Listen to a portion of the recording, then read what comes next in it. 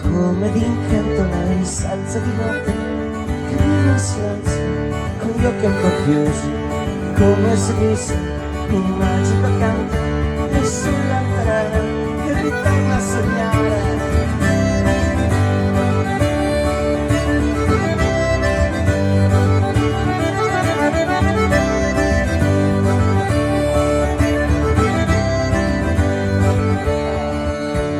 La longa vistaglia infortunata viaggia ancora sui folti capelli, la statua di cera si allunga tra i fiori, con gli occhi gelosi la stanno a spigliare.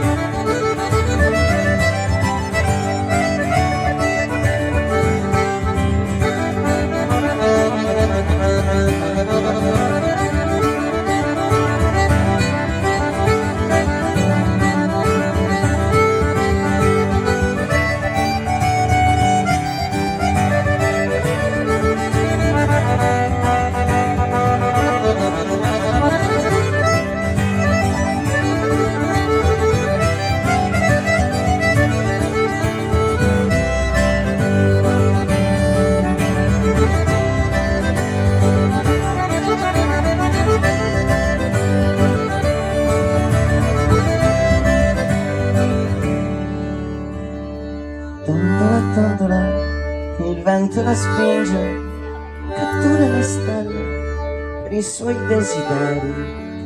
Un'ombra furtiva si stacca dal muro, nel gioco di bimba si perde una coppia.